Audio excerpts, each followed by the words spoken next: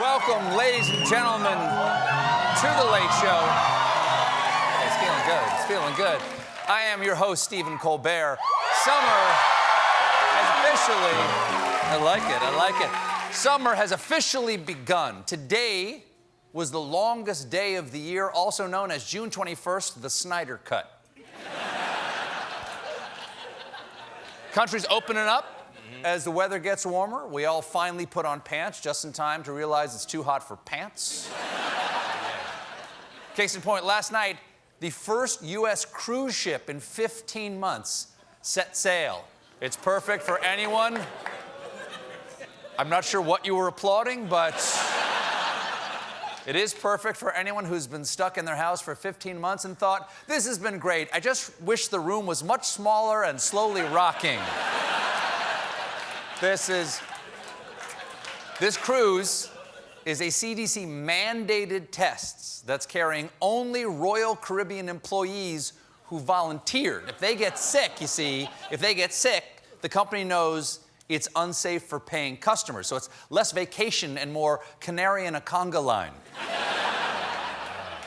The employees aren't going alone because they are allowed to bring an 18 and over guest. So Matt Gaetz will not be going. New York. There you go. Matt Gaetz. Bad, John. It's bad. Bad. Come on, man. New York is also reopening. Last week. Yeah. That's a good feeling. It's a good feeling. New Yorkers here. New Yorkers here. Case in point. Last week, Governor Andrew Cuomo lifted most coronavirus restrictions, calling it a return to life as we know it. So this weekend, New Yorkers could once again play the classic Big Apple guessing game, puddle or pee.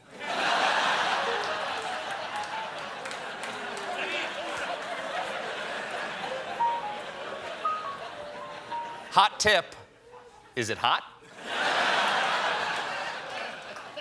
Another recent sign of life, last night, the Foo Fighters rocked Madison Square Garden in the first full-capacity show in New York City since restrictions lifted. Hell yeah, the Foo Fighters at Madison Square Garden were back to normal, also back to 1995. And the Foos did not come alone. They brought a special guest.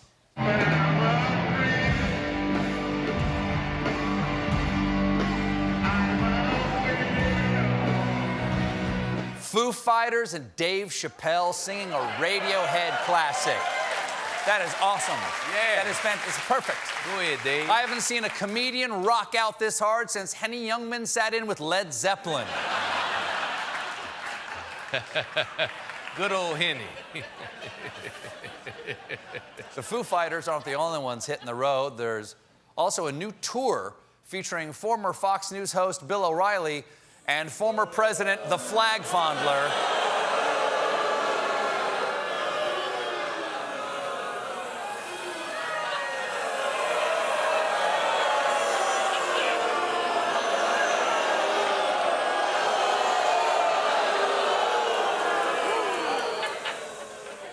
But how do you feel? This pair are making several public appearances in December that they're calling the History Tour, I assume because their careers are history. But thank you. Long setup. Look at you. Hey, look at you. But the tour is causing anxiety in MAGA world because many QAnon supporters now believe that Trump will return in August. As one supporter put it, a reinstated president doesn't go on tour. Or do anything else because there's no such thing as a reinstated president. And here's the thing. While he's on this tour, the quarter flounder may have some explaining to do because a new book is revealing details about his COVID response. The main detail? There wasn't one. For instance, early in the pandemic, there were American tourists abroad in cruise ships loaded with infected passengers that no one knew what to do with. The then president reportedly asked, "Don't we have an island that we owned? What about Guantanamo?" The president wanted to send cruise ship passengers to Gitmo. So, enjoy your beach day with complimentary head sack, then hit the bar for bottomless pina colada boarding. Now, those people coming off the cruise ships were a real problem for Dick à l'Orange because, you see,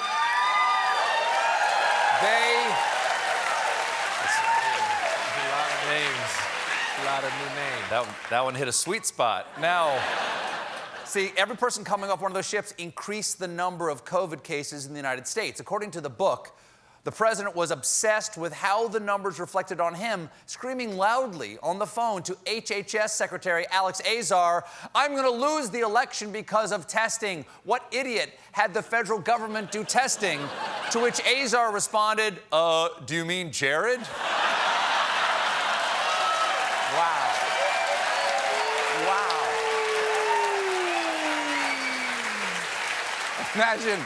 Imagine being in that administration and someone calling you the idiot.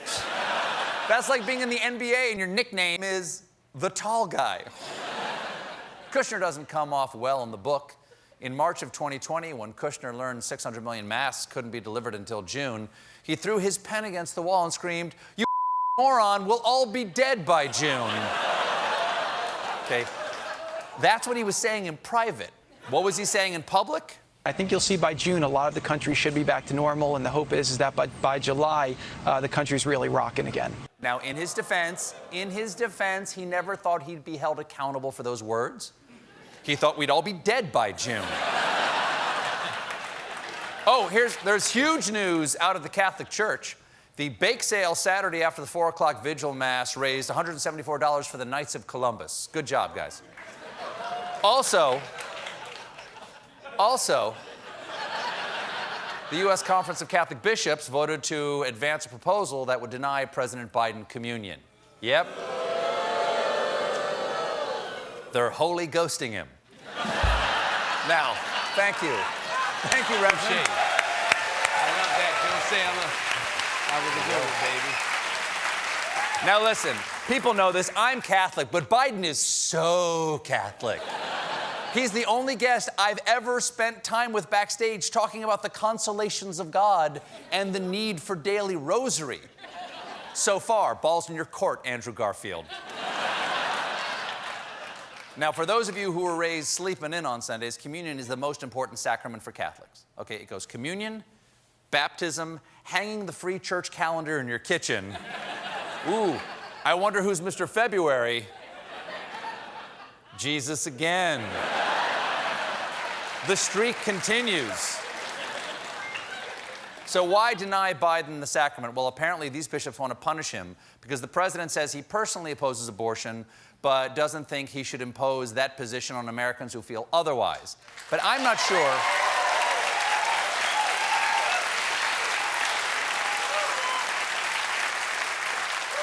I'm not sure how serious the bishops are here. If they really wanted to punish Biden, they'd move him to a different parish and not tell anyone why they did it.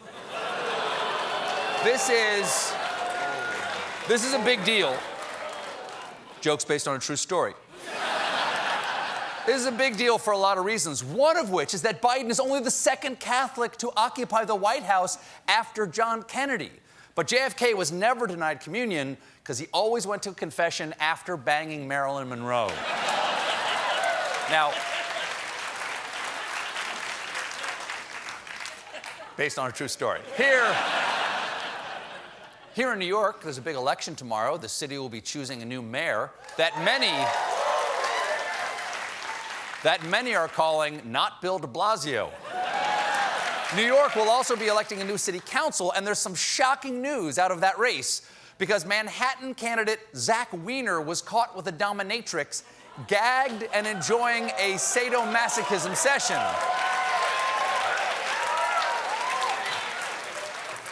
Reached for comment, the candidate said, "It is here.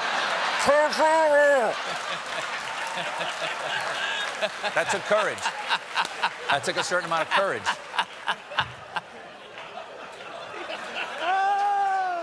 It all came out when an anonymous Twitter user posted a video of Wiener and a leather-bound woman who put wax on him and clips his nipples with clothespins. poured hot wax on him. Evidently, he has a very specific fantasy about becoming a wheel of Gouda. That's the one that has the wax on it. Okay. Hot black wax. After the video leaked, Weiner responded, "I didn't want anyone to see that, but here we are. I am not ashamed of the private video circulating of me on Twitter, nor should he be. The Late Show is sex positive and will not tolerate any kink shaming unless you like having your kink shamed, in which case, bad candidate. Oh, naughty boy."